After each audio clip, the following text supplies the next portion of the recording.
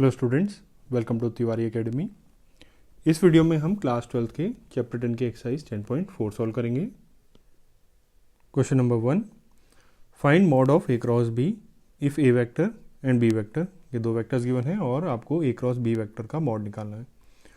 तो first A cross B vector निकालते हैं। ये क्या होता है?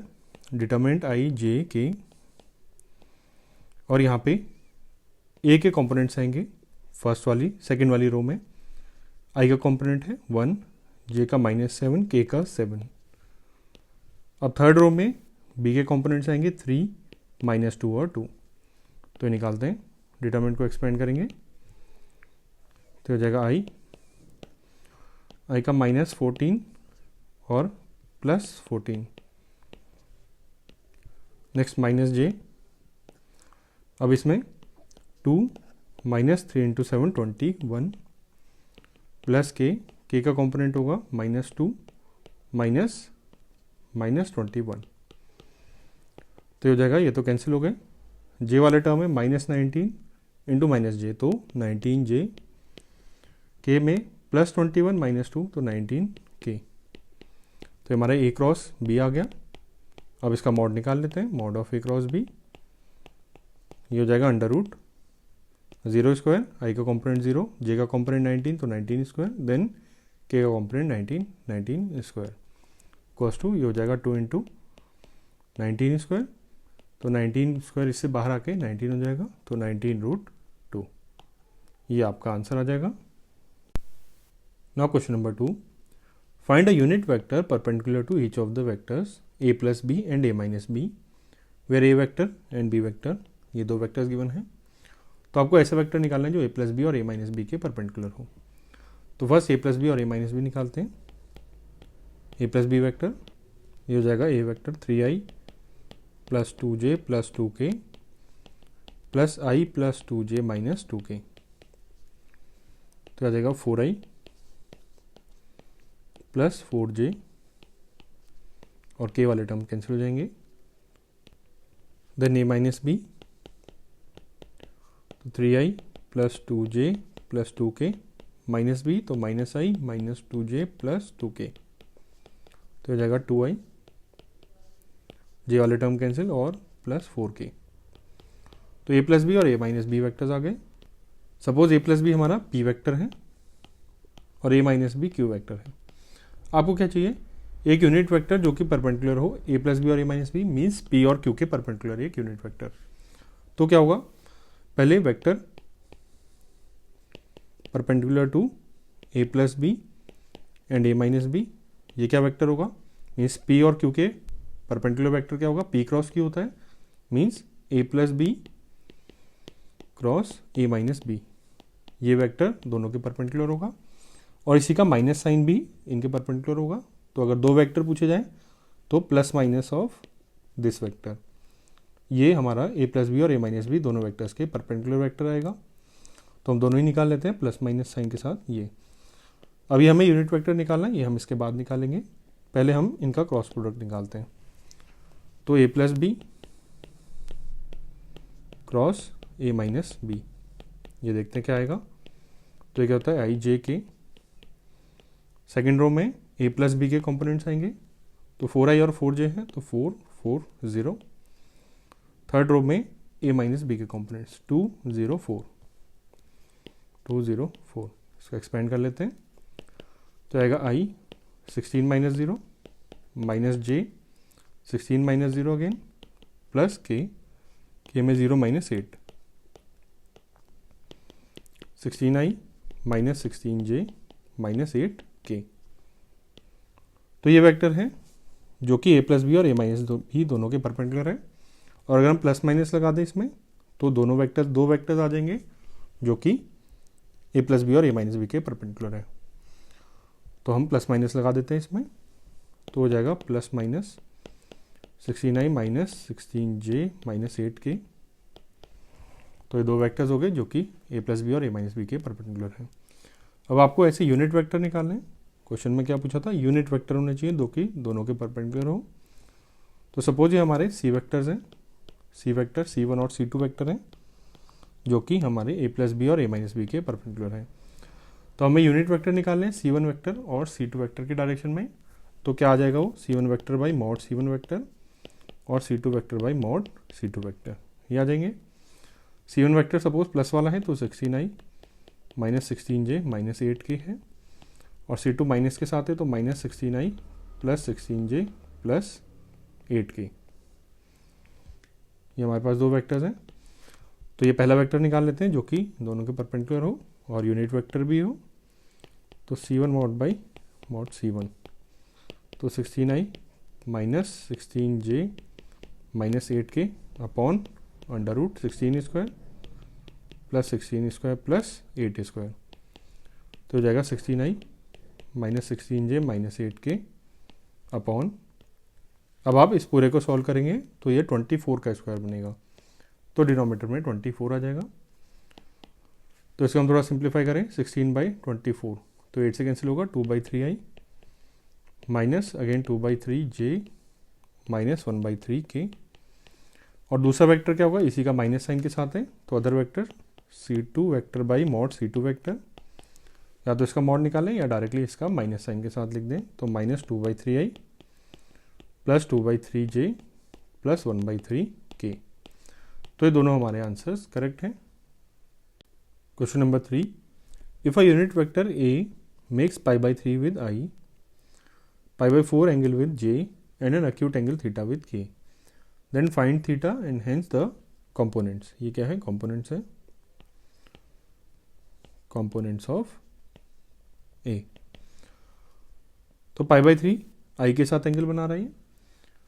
अब हमें पता है अगर कोई वेक्टर A अल्फा एंगल बनाता है एक्स एक्सिस के साथ I वेक्टर के साथ, बीटा बनाता है J वेक्टर के साथ और गामा बनाता है K वेक्टर के साथ, तो हमारे पास रिलेशन होता है cos square alpha plus cos square beta plus cos square gamma. अब इस केस में गामा आपको क्या पता है, अच्छा पहले रिलेशन लिख लेते हैं, cos square gamma equals to 1। अब इस केस में अल्फा गिवन है π/3 I के साथ जो एंगल बना रहा है, बीटा गिवन है π/4 और गामा गिवन है थीटा, तो इनकी वैल्यूज पुट कर देते हैं। तो यह है कॉस स्क्वायर अल्फा मीन्स इस केस के लिए cos square π/3 plus cos square beta है π/4 प्लस कॉस स्क्वायर गामा है थीटा इक्वल्स टू 1। अब कॉस π/3 ये होता है 1/2, तो इसका स्क्वायर हो जाएगा 1/4 प्लस कॉस π/4 1/√2 होता है, उसका square 1/2 plus cos square theta equals to 1। तो एक कंबाइन करके 3/4 और इसको इधर ले आएंगे तो 1 से सब्ट्रैक्ट करके 1/4 आ जाएगा कॉस स्क्वायर थीटा। अब cos theta equals two plus minus 1/2, but आपको क्वेश्चन में क्या गिवन है, थीटा क्या है, अक्यूट एंगल है, तो हमें माइनस वाला साइन रिजेक्ट करना पड़ेगा क्योंकि अक्यूट एंगल है। तो थीटा की वैल्यू क्या हो जाएगी 1/2, सॉरी कॉस थीटा की वैल्यू होगी 1/2 और थीटा क्या हो जाएगा, ऐसा हमें थीटा निकालना है। कौन सा अक्यूट एंगल थीटा पे कॉस की वैल्यू हाफ होती है, π/3 पे होती है, तो थीटा का आंसर हमारा π/3 आ गया, फर्स्ट पार्ट का answer. Next find the components of A. अब कंपोनेंट्स क्या होते हैं, ए के कंपोनेंट्स हमेशा मॉड ए कॉस अल्फा, ये आई का कंपोनेंट होता है, मॉड ए कॉस बीटा ये जे का कंपोनेंट, और मॉड ए कॉस गामा ये के का कंपोनेंट। तो मॉड ए आपको क्या गिवन है, ए के बारे में कुछ और दिया था, यूनिट वेक्टर है, तो मॉड ए की वैल्यू क्या है 1 है, तो 1 इंटू कॉस अल्फा है पहला कंपोनेंट, तो ये क्या हो जाएगा, इसको हम लिखते हैं कैसे, ब्रैकेट में लिखते हैं, तो 1 इंटू कॉस अल्फा, और अल्फा क्या है π/3 है, तो ये हो जाएगा 1 कॉस π/3 1/2, ये 1 है, और कॉस बीटा तो कॉस π/4 ये हो गया 1/√2। Next cos gamma, gamma again कितना है π/3 है यहाँ पे, तो कॉस π/3 1/2।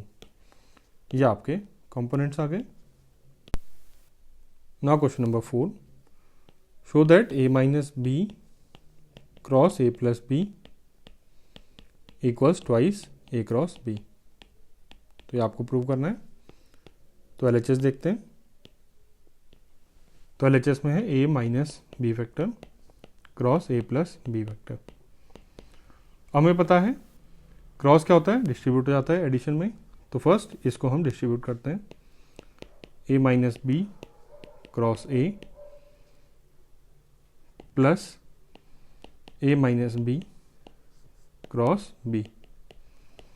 अब अगेन ए को डिस्ट्रीब्यूट कर सकते हैं इन दोनों में, तो हो जाएगा A cross A minus B cross A. B पहले लिखा है तो हमेशा बी पहले आएगा, प्लस इनमें डिस्ट्रीब्यूट करेंगे ए क्रॉस बी, फिर इनको डिस्ट्रीब्यूट करेंगे माइनस बी क्रॉस बी। अब ए क्रॉस ए, अब कोई भी पैरेलल वेक्टर्स अगर हम क्रॉस मल्टीप्लाई करते हैं, A1 और A2 पैरेलल वेक्टर्स हैं suppose. Parallel vectors means theta value या तो 0 होगी या पाई होगी। तो इसकी वैल्यू क्या होती है, mod A1 mod A2 sine theta N cap. अब थीटा की वैल्यू 0 हो या पाई हो, ये वाला टर्म साइन थीटा क्या बनेगा, 0 बनेगा। तो A1 क्रॉस A2 क्या हो जाएगा, 0। तो कोई भी दो पैरेलल वेक्टर्स को अगर हम क्रॉस मल्टीप्लाई करेंगे तो रिजल्ट क्या आएगा, 0 0 वेक्टर आएगा। अब ए और ए क्या है, पैरेलल है ऑब्वियसली, दोनों सेम है वेक्टर्स, तो थीटा 0 हो गया, सेम वेक्टर है तो इनके बीच का एंगल 0, तो ये तो 0 वेक्टर बन जाएगा फर्स्ट पार्ट। सिमिलरली ये वाला जो है बी क्रॉस बी, ये भी 0 वेक्टर हो जाएगा। अब माइनस बी क्रॉस ए, हमें पता है A cross B equals to minus B cross A होता है। अगर हम इनका ऑर्डर चेंज कर देते हैं क्रॉस प्रोडक्ट में तो माइनस साइन लगाना पड़ता है, तो इसको हम लिख सकते हैं प्लस ए क्रॉस बी। हमने ऑर्डर चेंज किया तो माइनस, एक और माइनस आ गया और ये प्लस बन गया, और प्लस ए क्रॉस बी ये वाला ऑलरेडी है, तो ये 0 वेक्टर्स हैं तो ये दोनों को कंबाइन करके हो जाएगा twice of A cross b, और यही हमारा आरएचएस में है, तो hence proved.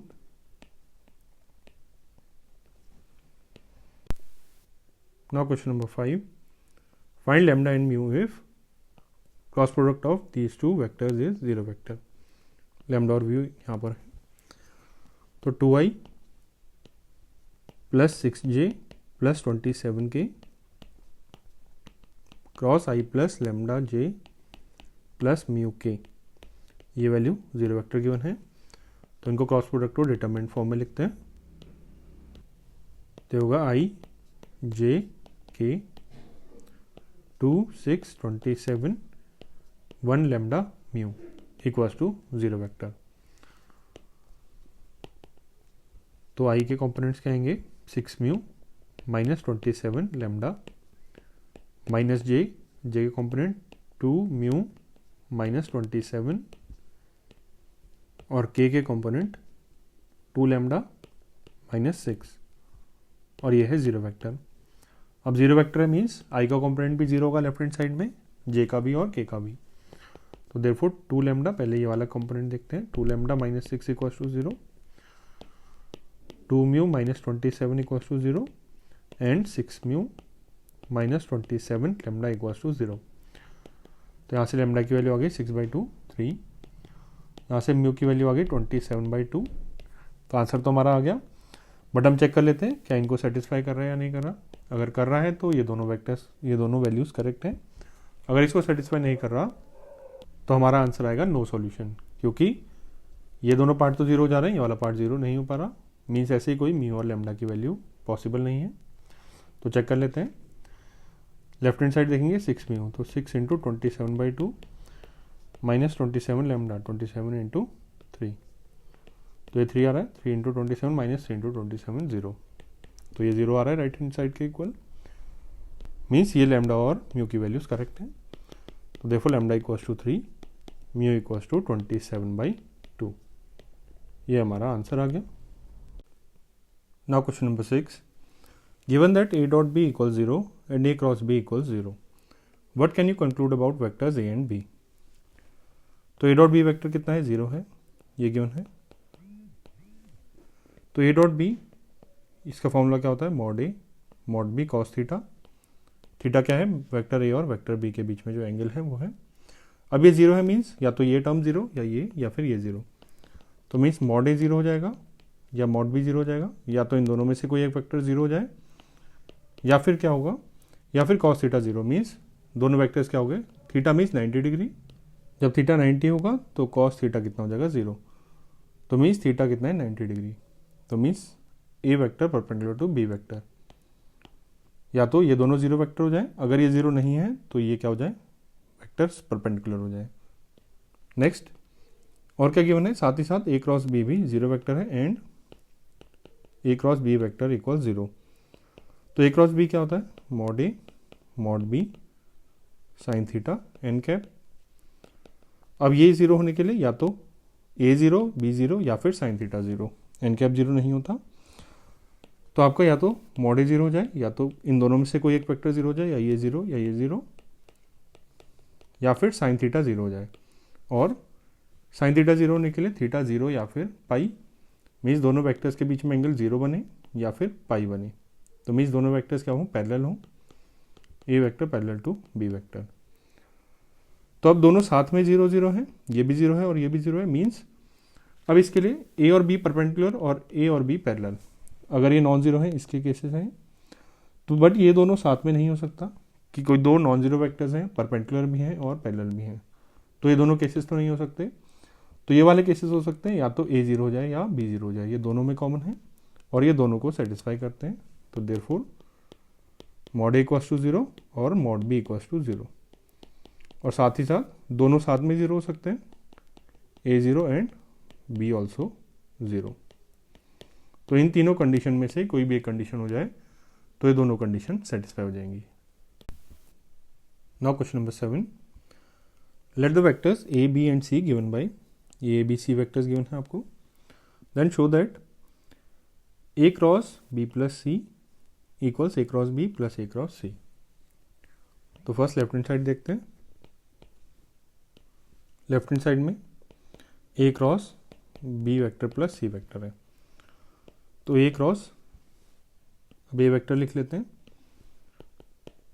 a1i plus a2j plus a3k cross b plus c vectors. इन दोनों वेक्टर्स को हमें, ये दोनों वेक्टर्स हैं, यहाँ पे b1i भी आना था, b1i और ये वेक्टर, इनको ऐड करना है, तो हो जाएगा b1 plus c1i plus b2 plus c2j plus b3 plus c3k।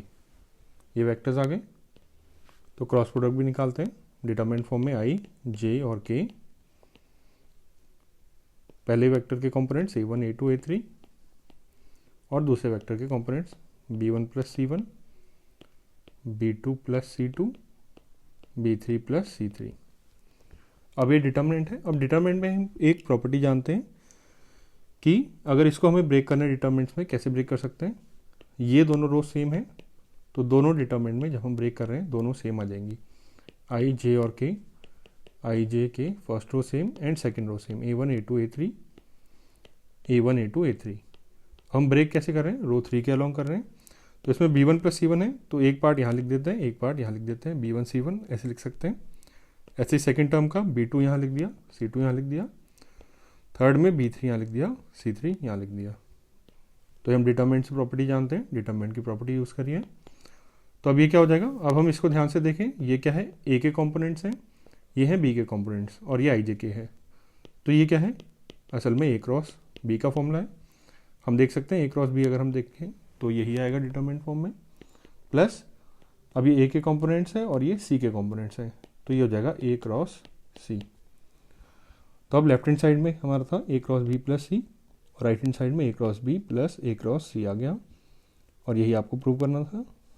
So this equals RHS and hence proved. Question number 8. If either A vector equals 0 vector or B equals 0 vector, then A cross B equals 0 vector. तो means अगर A vector या B vector में से कोई एक 0 vector है तो A cross B 0 vector होता है। सही है पॉइंट। और अब next, is the converse true, means अगर A क्रॉस B 0 वेक्टर है तो क्या हम कंक्लूड कर सकते हैं कि A और B वेक्टर में से एक ना एक 0 होगा। जस्टिफाई और आंसर विद एन एग्जाम्पल। तो फर्स्ट हम ए क्रॉस बी को ही देखते हैं। ए क्रॉस बी का फॉर्मूला क्या है, mod A into mod B into sine theta into N cap. अब ए क्रॉस बी 0 है, हम रिवर्स में देख रहे हैं, ए क्रॉस बी 0 आपको गिवन है, तो या तो ए मॉड 0 होगा या फिर बी का मॉड 0 होगा या फिर साइन थीटा भी 0 हो सकता है। तो अगर साइन थीटा 0 है और ये 0 नहीं है तब भी ए क्रॉस बी क्या होगा, 0। तो when sin theta equals 0 and mod A not equals 0 and mod B not equals 0, still ये क्या होगा, हमारा ए क्रॉस बी ज़ीरो हो जाएगा, मीन्स हम इसका रिवर्स में कंक्लूड नहीं कर सकते। और साइन थीटा जीरो कब हो सकता है, जब थीटा की वैल्यू जीरो हो जाए या पाई हो जाए, मीन्स वेक्टर्स क्या हो जाए, पैरेलल या एंटी पैरेलल, मीन्स वेक्टर्स या तो पैरेलल हो जाए या फिर एक दूसरे के रिवर्स डायरेक्शन में हो जाए, तब भी हमारा ए क्रॉस बी क्या हो जाएगा, जीरो। अब इसका एग्जाम्पल भी ले लेते हैं। सपोज आई और माइनस आई दो वेक्टर्स हैं, एक वेक्टर ऐसे है दूसरा ऐसे है, थीटा क्या है इनका, पाई है, तो ए क्रॉस बी की वैल्यू क्या आएगी, मॉड ए, आई का मॉड 1 होगा, माइनस आई का मॉड भी 1 होगा, मॉड बी साइन थीटा, तो साइन पाई, ये होगा एन कैप। तो ये साइन पाई जीरो है, तो ये ओवरऑल इसको जीरो बना देगा। तो हमारा एग्जांपल हो गया A vector I, B vector minus I. Question number 9, find the area of triangle with vertices A B and C. ये वर्टिसेस गिवन है, तो इसके लिए थोड़ा थ्योरी देखते हैं। अगर कोई ट्राइंगल है, इसमें ये वेक्टर पूरा अगर ए वेक्टर है और ये वेक्टर अगर बी वेक्टर है, तो इसका एरिया कैसे निकाल सकते हैं इस ट्राइंगल का। इस ट्राइंगल का एरिया होता है हाफ मॉड ए क्रॉस बी, मीन्स ए क्रॉस बी का मॉड निकाला और उसका हाफ कर दिया, तो ये क्या आ जाएगा, इस ट्राइंगल का एरिया आ जाएगा। और ए और बी वेक्टर क्या है, कोई दो एडजेसेंट वेक्टर्स हैं, एडजेसेंट साइड वेक्टर्स, ऐसे वेक्टर जो कि इस ट्राइंगल का साइड फॉर्म कर रहे हैं। तो इसी को यूज करेंगे हम। ए बी सी, आपको 3 पॉइंट्स गिवन है, ए बी एंड सी। तो सपोज ये वेक्टर्स हम लेते हैं, ये दोनों कोई भी दो वेक्टर्स ले सकते हैं, तो ए बी वेक्टर और ए सी वेक्टर ले लेते हैं। तो ए बी वेक्टर क्रॉस ए सी वेक्टर, इसके मॉड का हाफ कर देंगे तो ये हमारा एरिया आ जाएगा। तो इसके लिए फर्स्ट हम ए बी वेक्टर निकालते हैं। अब ए के कॉम्पोनेंट्स लिख लेते हैं 1 1 2, बी के कोऑर्डिनेट्स 2 3 5, सी के कोऑर्डिनेट्स 1 5 5। तो फर्स्ट ए बी वेक्टर निकालेंगे, तो बी के कोऑर्डिनेट्स माइनस ए के कोऑर्डिनेट्स, तो 2 माइनस 1, तो हो गया आई, प्लस जे के कोऑर्डिनेट, जे के कॉम्पोनेंट आएंगे 3 माइनस 1 2 जे हो गया, और के 5 माइनस 2, तो 3 के। सिमिलरली ए से निकालते हैं, सी के कोऑर्डिनेट्स माइनस ए के कोऑर्डिनेट्स, 1 माइनस 1 0 हो गया आई वाला टर्म, 5 माइनस 1 4 जे, और के का कॉम्पोनेंट क्या आएगा 5 माइनस 2, तो 3 के। तो ए बी और ए सी आ गया, एरिया निकाल देते हैं। Area equals half of mod of A B cross A C, तो half A B cross A C, पहले इसको निकालते हैं फिर इसका मॉड ले लेंगे। तो पहले ए बी क्रॉस ए सी निकालें, ए बी क्रॉस ए सी पहले वेक्टर फॉर्म में निकालेंगे, उसके बाद इसका मैग्नीट्यूड। तो आई जे के, फर्स्ट रो में ए बी के कॉम्पोनेंट्स 1 2 3, सेकेंड रो में ए सी के कॉम्पोनेंट्स 0 4 3। तो आई 6 माइनस 12, तो माइनस 6, माइनस जे, जे में 3 माइनस 0 3, प्लस के में 4 माइनस 0 4, तो minus 6 I minus 3 J plus 4 K. अब इसका मॉड भी निकाल दें, mod A B cross A C, ये हो जाएगा अंडर रूट 6 स्क्वायर 36, 3 का स्क्वायर 9, 4 का स्क्वायर 16, ये आ गया अंडर रूट 25 36 35 61। तो एरिया कितना हो गया, area equals half of mod A B cross A C, तो हो जाएगा रूट 61/2, इतने स्क्वायर यूनिट्स। और ये आपका आंसर हो गया। Now question number 10, find the area of parallelogram whose adjacent sides are determined by the vector a vector and B vector. ये आपको गिवन है। तो पैरेललोग्राम में सपोज ये आपका पैरेललोग्राम है, इसमें एडजेसेंट साइड्स हैं, जैसे कि ये दोनों साइड सपोज ये हैं, ये ए वेक्टर है और ये बी वेक्टर, और ए वेक्टर और बी वेक्टर आपको गिवन है। और इसमें थ्योरी पार्ट में कोई भी पैरेललोग्राम है जिसके एडजेसेंट साइड्स अगर ए वेक्टर और बी वेक्टर है, तो उसका एरिया होता है mod of A cross B vector. तो a vector cross B vector का मॉड निकालेंगे तो इस पैरेललोग्राम का एरिया आ जाएगा। तो करते हैं हम, इस केस में भी यही करते हैं। तो फर्स्ट ए क्रॉस बी निकालें, ये हो जाएगा आई j k, first second row में ए वेक्टर के कंपोनेंट्स 1 -1 3, थर्ड रो में सेकेंड वेक्टर, तो 2 माइनस 7 1, तो ये होगा आई माइनस 1 माइनस -21 माइनस जे में 1 माइनस 6 प्लस के में -7 -2, ये हो गया 21 माइनस 1 20 आई -5 इंटू माइनस जे, तो 5J -7 + 2 -5 के। अब इसका मॉड निकाल देना है, mod of A cross B, यही होता है एरिया, तो area equals mod of A cross B, तो इसका मॉड में रूट में 20 square plus 5 square plus 5 square,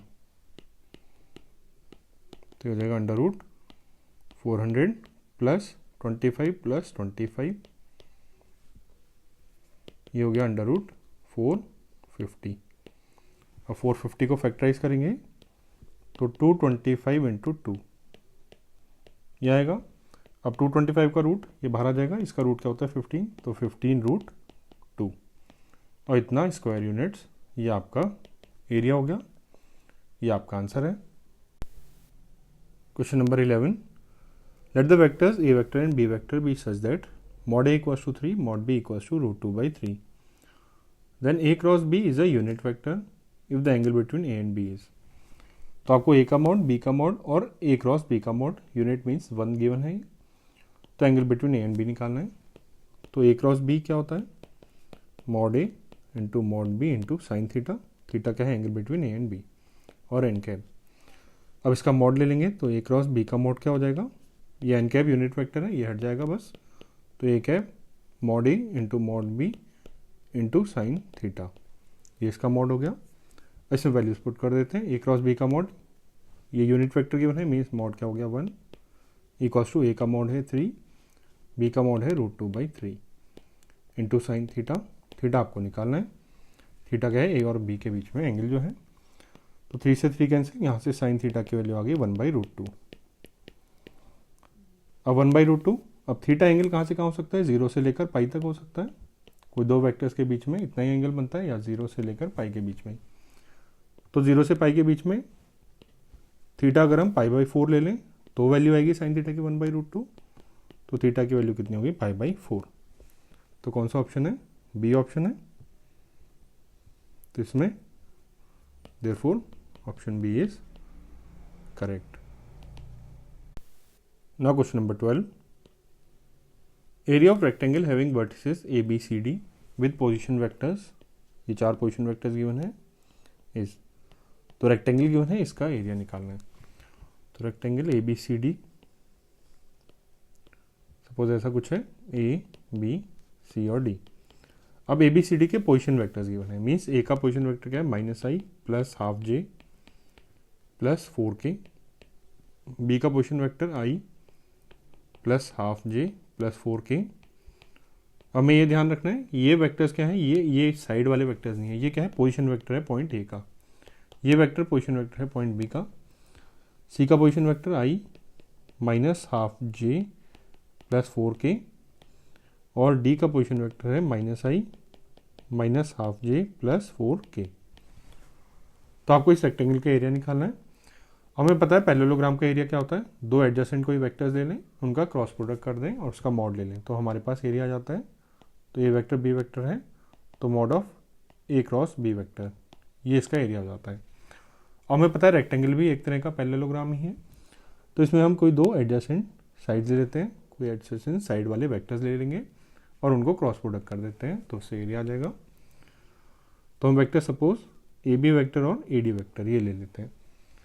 तो AB वेक्टर ये क्या होगा, B का पोजीशन वेक्टर माइनस A का पोजीशन वेक्टर, तो ये माइनस ये करेंगे, तो I माइनस माइनस I ये हो गया 2i, ½ J माइनस ½ J, तो J वाला टर्म 0 हो गया, 4k माइनस 4k, ये K वाला टर्म भी 0 हो गया। अब AD वेक्टर निकालें, AD वेक्टर में D का पोजीशन वेक्टर माइनस A का पोजीशन वेक्टर, तो -i माइनस माइनस I, तो I वाला टर्म 0 हो गया, -½ J माइनस ½ J, तो ये हो जाएगा -J, 4k माइनस 4k ये अगेन कैंसिल हो गया, तो K वाला टर्म भी कुछ नहीं आया। तो एरिया क्या हो जाएगा, area would be mod of A B cross A D. तो ए बी क्रॉस ए डी इसको डायरेक्टली लिख लेते हैं। ए बी क्या है 2i क्रॉस माइनस जे। अब ये -1 और ये 2 स्केलर है तो -2 बाहर ले लिया और i क्रॉस जे आया ब्रैकेट में, तो -2 इंटू आई क्रॉस जे क्या होता है k। अब इसका मॉड निकालना है तो क्या हो जाएगा अंडर रूट आई का कॉम्पोनेंट 0 है तो 0 स्क्वायर, जे का कॉम्पोनेंट 0, के का कॉम्पोनेंट -2 तो -2 का स्क्वायर, तो हो जाएगा अंडर रूट 4 और इसकी वैल्यू हो गई 2। तो हमारा आंसर कितना है 2 स्क्वायर यूनिट्स होना चाहिए answer, option number c. Therefore c is correct.